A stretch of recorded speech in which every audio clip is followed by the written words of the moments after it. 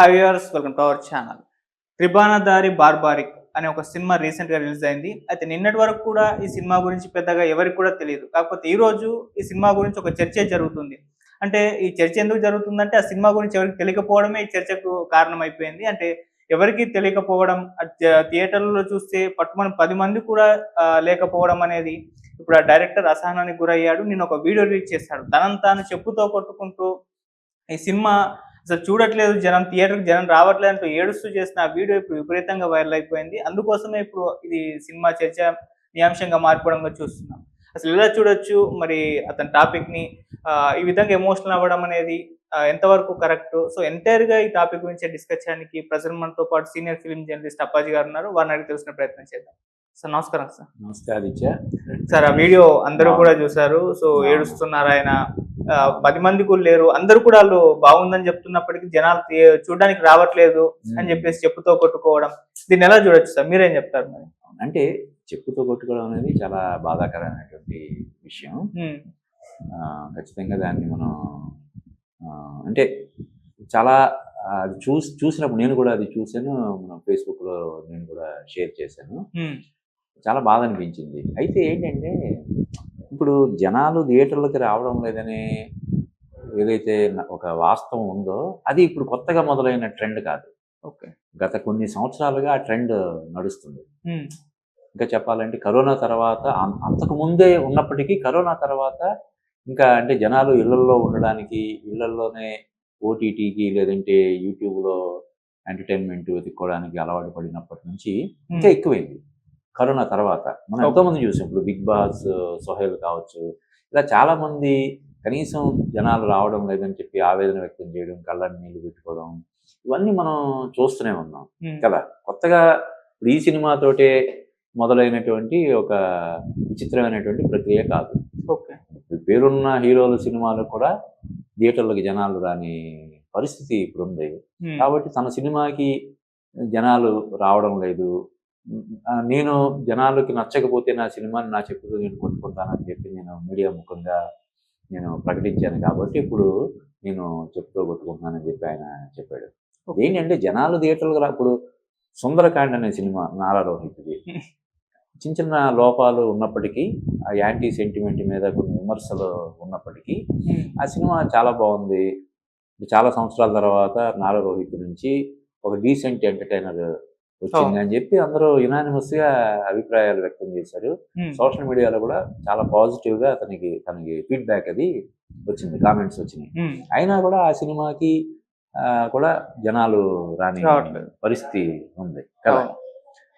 కాబట్టి ఈ సినిమాకే జనాలు రావడం లేదని చెప్పి ఆయన ఆ స్థాయిలో ఆవేదన వ్యక్తం చేయడం, చెప్తూ తను తాను కొట్టుకోవడం అనేది చాలా కొంచెం అంటే బాధాకరమైనటువంటి విషయం అయినప్పటికీ కూడా చెప్పాను కదా అంతకుముందు, థియేటర్లకి జనాలు రావడం లేదనేది ముందు నుంచి ఉంది కాబట్టి దానికి మానసికంగా సిద్ధమై ఉండాలి.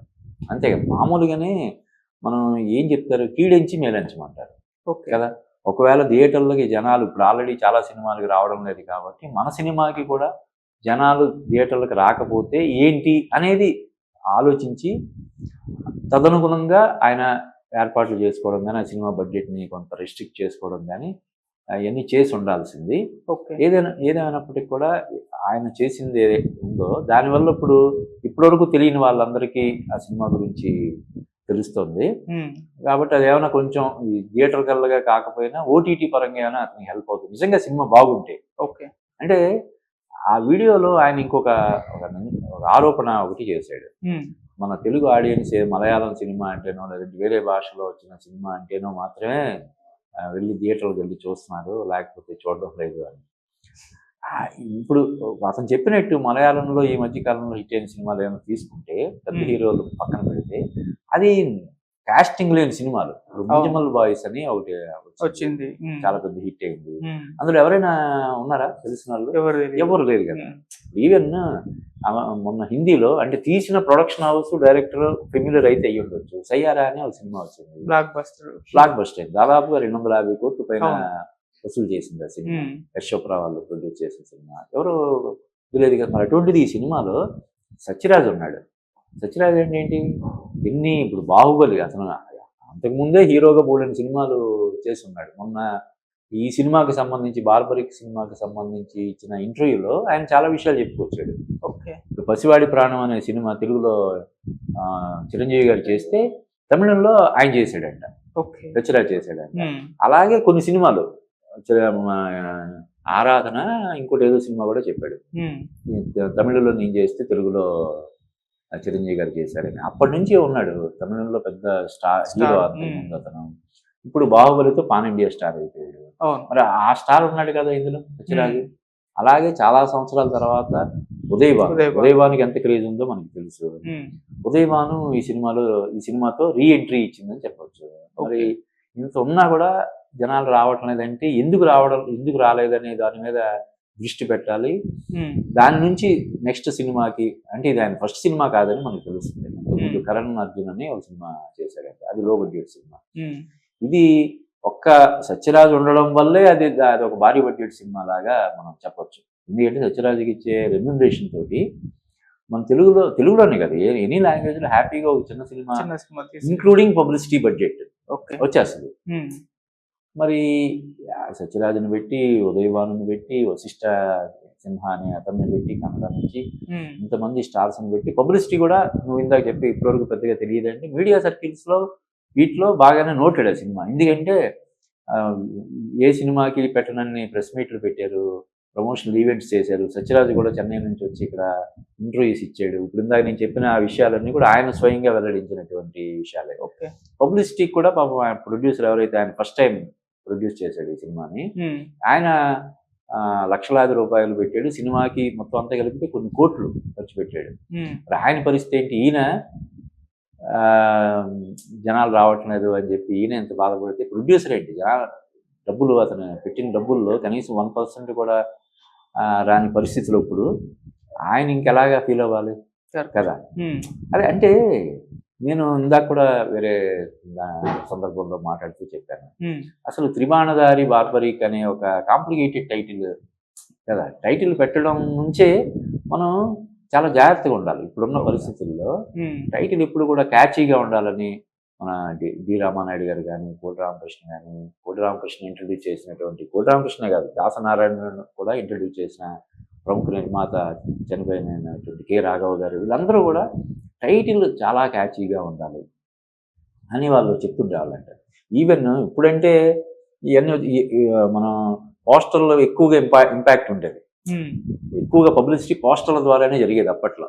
రోడ్డు మీద మనం కూడా చిన్నప్పుడు కానీ రోడ్ల మీద పోస్టర్లు చూస్తూ రిక్షాలో కానీ లేదా నడుచుకుంటూ కానీ వెళ్ళేటప్పుడు ఆ పోస్టర్లు చూడడం పెద్ద ఎంటర్టైన్మెంట్ లాగా, కాలక్షేపం లాగా ఉండేది. అలాగా ఈవెన్ ఆటోలో వెళ్ళినప్పుడు, బస్సులో వెళ్ళినప్పుడు కూడా ఒకసారి పోస్టర్ మీద దృష్టి పెడితే అది రిజిస్టర్ అవ్వాలి అన్నట్టుగా అన్ని జాగ్రత్తలు తీసుకునేవారంట. అంటే ఇప్పుడు సినిమా ఇలాగ ఉంది కాబట్టి జనాలు రావట్లేదని స్వయంగా డైరెక్టరే ఆవేదన వ్యక్తం చేస్తూ వీడియో రిలీజ్ చేశాడు కాబట్టి మనం ఈ మాటలు మాట్లాడుతున్నాం. నిజంగా సినిమా హిట్ అయితే అరే టైటిల్ భలే ఉంది వెరైటీగా అని కూడా ఇదే నడుస్తూ మనం అనొచ్చు. కానీ ఎప్పుడు కూడా టైటిల్ అనేది క్యాచీగా ఉండడం. ఇప్పుడు త్రిబాణధారి బార్బరిక్ అంటే, బార్బరిక్ అనేవాడు మహాభారతంలో ఘటోత్కచుడి కొడుకు అని చెప్పి వాళ్ళు చెప్పారు. ఎంతమందికి చెప్పగలుగుతారు? వాళ్ళు చెప్పిన విషయాన్ని జనాల్లోకి తీసుకెళ్ళడం కోసం ఎంత ఇది చెయ్యాలి కదా. బార్బరికుడు అనేవాడు మహాభారతంలో ఉన్నాడు. మనకి అంటే కొద్ది గొప్ప మనం ఈ అన్నిటినీ ఫాలో అయ్యే మనలాంటి వాళ్ళకే పెద్దగా పరిచయం లేని పేరు అది. ఆయన త్రిబాణధారి బార్బరిక్ అనే సినిమా టైటిల్ పెట్టుకొని, సత్యరాజు లాంటి ఒక పెద్ద స్టార్ని పెట్టుకొని ప్రమోషన్స్ అవి కూడా చాలా గ్రాండ్గా చేసి థియేటర్లకి జనాలు రావడం లేదు అని చెప్పి అంటే మన వైపు నుంచి అలానే అతను నేను తప్పు పట్టేశాను. ఓకే బాబు, ఆయన ఎంతకన్నా బాధపడి ఉంటే, ఎంత మనస్తాపానికి లోనయ్యి ఉంటే అలాగా తను తీసుకొని కొట్టుకుంటాడు. అంటే ఎంత తను పత్రికాముఖంగా చెప్పినా కూడా, పైగా తను చెప్పింది ఏంటి, సినిమా బాగాలేదని చెప్పి ఆడియన్స్ రిజెక్ట్ చేస్తే ఇది అలా కాదు కదా. ఇప్పుడు సినిమా బాగుందో లేదో తెలియాలంటే ముందు రావాలి కదా. ఇప్పుడు ఆయనే చెప్పాడు 9 మందో 10 మందో ఉన్నారు, చూసిన వాళ్ళందరూ కూడా చాలా బాగుందని చెప్పి అంటున్నారని. జనాలే థియేటర్లకు రాని పరిస్థితి ఉంది ఇప్పుడు. ఓకే, ఇప్పుడు చాలా సినిమాలకి నో షోస్ బోర్డులు పడుతున్నాయని మనం చూస్తున్నాం. బాగున్నా కూడా, సినిమా బాగుందని టాక్ వచ్చినా కూడా నో షోస్ మొదటి రోజు. జనాలు కనీసం ఒక 5-6 మంది కూడా రాని కారణంగా షోలు రద్దు అవుతున్నాయి. మరి అటువంటి పరిస్థితి అన్నీ అంటే ఒక సినిమా చేసేటప్పుడు మనం అన్నీ అబ్జర్వ్ చేయాలి కదా. ఇప్పుడు ప్రజెంట్ సినిమా రంగం పరిస్థితి ఎలా ఉంది, ఒక సినిమాకి సంబంధించినటువంటి బిజినెస్ ఏ రూపాల్లో జరుగుతుంది, అసలు అవుతుందా లేదా, ఇవన్నీ మరి స్టడీ చేయాలి కదా. ఏదో సినిమా మనం తీసేసి నిర్మాత చేతిలో పెట్టేస్తామంటే కాదు. ఒక దర్శకుడి బాధ్యత ఇప్పుడు ఏంటంటే ఒక సినిమాని తీయడంతో అయిపోవడం లేదు. ఆ సినిమాని ప్రేక్షకులకు చేరువ చేసేలాగా, ఆ సినిమాకి పెట్టిన పెట్టుబడి కనీసం కొంతలో కొంతైనా వెనక్కి వచ్చేలాగా చేసే బాధ్యత కూడా దర్శకుడి మీద ఉంటుంది. ఓకే, అంతే కదా. సినిమా తీయడం అనేది ఎవరైనా తీస్తారు కదా. ఒక మంచి టెక్నీషియన్స్ని, ఒక మంచి సినిమాటోగ్రాఫర్ని, మంచి వీళ్ళని పెట్టుకుంటే వాళ్ళని తీసేస్తారు. సినిమా తీయడం మాత్రమే కాదు, దర్శకుడికి బాధ్యత ఏంటంటే ఆ సినిమాకి పెట్టిన పెట్టుబడి. ఇప్పుడు ఆ సినిమాకి 3 కోట్లు 4 కోట్లు ఎన్ని కోట్లు పెట్టారో తెలియదు మనకి. అన్ని కోట్లు పెట్టడం అంటే మామూలు విషయమా? 3-4 కోట్లు ఉంటే లైఫ్లో జీవితాంతం చాలా దర్జాగా లైఫ్ లీడ్ చేసే పరిస్థితి కదా. చక్కగా ఒక మంచి అపార్ట్మెంట్ కొనుక్కొని, ఒక కారు కొనుక్కొని, బ్యాంకులోనో పోస్ట్ ఆఫీస్లో డబ్బులు వేసుకుంటే నెలకి దర్జాగా గడిచిపోద్ది కదా. ప్రతి జీవితాంతం దర్జాగా బ్రతకొచ్చు. అటువంటి అంత మొత్తంలో డబ్బులు ఖర్చు పెట్టి సినిమాకి ఇటువంటి రిజల్ట్ వచ్చిందంటే ఎవరికి వాళ్ళు ప్రతి దర్శకుడు కూడా ఆత్మ పరిశీలన చేసుకోవాలి. అసలు సినిమా ఫ్లాప్ అయితే పరిస్థితి ఏంటనేది ముందు ఆలోచించుకోవాలి. మన సక్సెస్ రేటే తెలుసు కదా ఆదిత్య, మనకి సక్సెస్ రేటే 5 to 8%, 5 to 7% అలాగుంది. 100 సినిమాలు విడుదలైతే అందులో ఒక 5-6 సినిమాలు హిట్ అవుతుంది. మిగతా 95 సినిమాలకి పెట్టుబడి రావట్లేదు. సినిమా తీయడానికి అయిన ఖర్చు కాకుండా, ఫస్ట్ కాపీకి అయిన ఖర్చు కాకుండా, ఆ ఫస్ట్ కాపీని జనాల్లోకి పంపించడం కోసం చేసే పబ్లిసిటీకి ఈ క్యూబులు, ఈఎఫ్ఓ ఛార్జెస్ కూడా రాని పరిస్థితి ఇప్పుడు ఉంది. పోస్టల్ డబ్బులు పక్కన పెట్టి చాలా సినిమాలకు చెప్తుంటారు, పోస్టల్ డబ్బులు కాదు, పోస్టల్ అందించడానికి అయిన పేస్ట్ ఖర్చు కూడా అవును రాని పరిస్థితి ఉందని మనం చాలా సినిమాల విషయాల్లో మనం వింటుంటాం. ఇవన్నీ తెలుసుకొని కదా ముందుకెళ్ళాలి మనం. కాబట్టి అంటే ఇందాకే చెప్పినట్టు అలానే మనం దర్శకుడిని తప్పు పట్టడం లేదు, కానీ వాస్తవం ఇది. మన కళ్ళ ముందు ఉన్నాయి కదా, కళ్ళ ముందు ఎన్నో సినిమాలకి సినిమా ఉన్నాయి. వాళ్ళు మీడియా ముఖంగా ఆవేదన వ్యక్తం చేయడం, కళ్ళని నీళ్లు పెట్టుకోవడం, లబో దిబో మండడం, ఇవన్నీ మనం చూస్తున్నాం కదా. కామన్ ఆడియన్స్, కామన్ వీళ్ళే చూస్తున్నారు. నువ్వు స్వయంగా సినిమా తీస్తున్నటువంటి వ్యక్తిగా, అంతకుముందు ఒక సినిమా తీసుకున్న వ్యక్తిగా మరింత పరిశీలన నీకు ఉండాల్సినటువంటి ఇది ఉంది కదా అని నేను అంటున్నాను అనమాట. Right sir. సార్ ఇప్పుడు ఇంకోటి డౌట్, ఓటీటీ ఫిలిమ్స్ అని థియేట్రికల్ ఫిలిమ్స్ అని డిఫరెంట్ అయిపోయాయి. ఇప్పుడు చాలా మంది మా ఫ్రెండ్స్ ని అడిగితే అది సినిమాకి వెళ్దామంటే ఓటీటీ సినిమా ఓటీటీలో వచ్చిందో చూసుకుందాం, ఇంకొన్ని సినిమాలు చెప్తే థియేటర్లో నుంచి చూడాలని చెప్పేసి సోషల్ మీడియాలో కూడా చాలా జరుగుతూ ఉంటుంది. ఈ విధంగా ఓటీటీలో చూద్దాం వచ్చాక, లేదు థియేటర్కి వెళ్దాం, ఆ డిఫరెన్స్ అయిపోయింది అసలు సినిమాల విషయంలో కూడా. నిజంగా నువ్వు అన్నట్టు ఇప్పుడు బెస్ట్ ఎగ్జాంపుల్ ఈ మధ్య మహాకార నరసింహ అని ఒక సినిమా వచ్చింది. చాలా చిన్న సినిమా, 6-7 కోట్లతో తీసిన సినిమా ఈ రోజు 200-300 కోట్లు వసూలు చేసే దిశగా దూసుకుపోతుంది. ఎందుకని మరి ఆ సినిమాని హ్యాపీగా డౌన్లోడ్ చేసుకుని చూసే అవకాశం ఉంది కదా. ఉంది. అది థియేటర్కల్ ఎక్స్పీరియన్స్. అది మనం అటువంటి సినిమాలు థియేటర్ మీద, పెద్ద తెర మీద మాత్రమే చూడాలి. అప్పుడే మనకి అదొక అనుభూతి లాంటిది ఇస్తుందనే దీంతో దాన్ని థియేటర్లోనే చూస్తున్నాడు. ఇప్పుడు రిలీజ్ అయ్యి 3 వారాలు 4 వారాలు అయింది, స్టిల్ ఇట్ ఈస్ స్ట్రాంగ్. ముఖ్యంగా నార్త్ ఇండియాలో అసలు రెక్కొట్టేస్తుందంట. 3 ఆదివారం 4 ఆదివారం కూడా కలెక్షన్స్ బీభత్సంగా ఉన్నాయని చెప్తున్నారు. అంటే రోజు రోజుకి టాక్ స్ప్రెడ్ అవుతుంది, కలెక్షన్స్ పెరుగుతున్నాయి ఆ సినిమాకి. ఎందుకని?